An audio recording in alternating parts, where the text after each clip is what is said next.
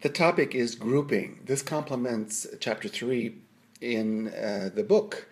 So if you want to have a look at the score, there are examples printed there. One way that we decide on grouping, that is technical grouping, is to find notes that move in the same direction, and very often they can be grouped together. Perhaps always, but I hate to use the word always. But probably always, notes that move in the same direction can be grouped together. In the first example, which is from the Bach Eighth Invention, you can easily see that there are stepwise scales, parts of scales, moving down as groups stepwise. So it would be, that's the first group. Here's the second group. Here's the third group. And here's a shorter group. Here's another group and another group. I said it moves down stepwise. That was a lie. It doesn't move down stepwise. But it does move down. So we've identified the groups. That's these notes come in a group, meaning that they fall under the hand.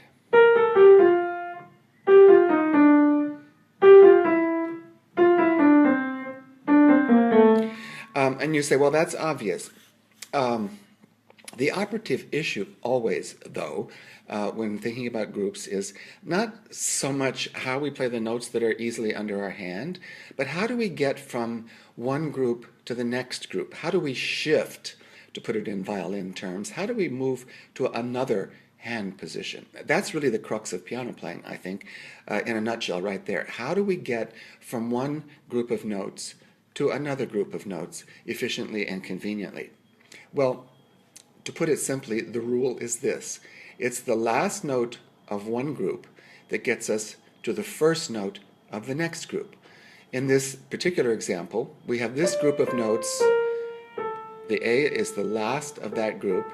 Now I have to figure out a way to get to the fourth finger, the first note of the next group. And I'm going to do it, and if you've read the book at all, you probably already know the answer. I'm going to get there rotationally. So let's say I'm on the A, last note of that group, to get to the first note of the next group. Literally is that. Now that's a huge exaggeration. So one way to practice is this. Play the last note and land silently on the first note of the next group. Because the operative issue is not this. If I play the group and stay here, look at where my fourth finger is. It needs to be here. So I use that thumb in this case to propel me to the next starting note.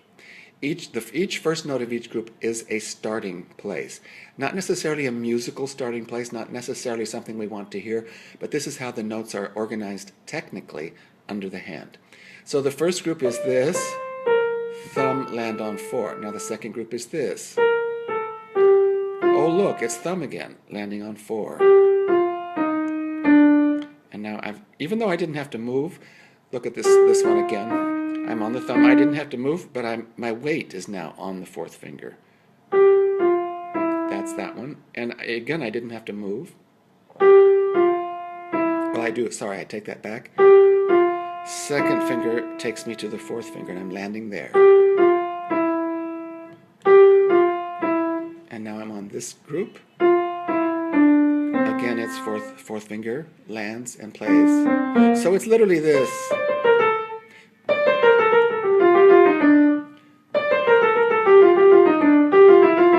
So I apologize for the bumpy camera. I'm trying to hold the iPhone with my left hand and play.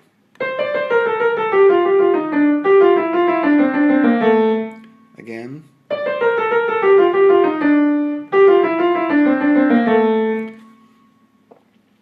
Grouping. That's grouping notes that move in the same direction.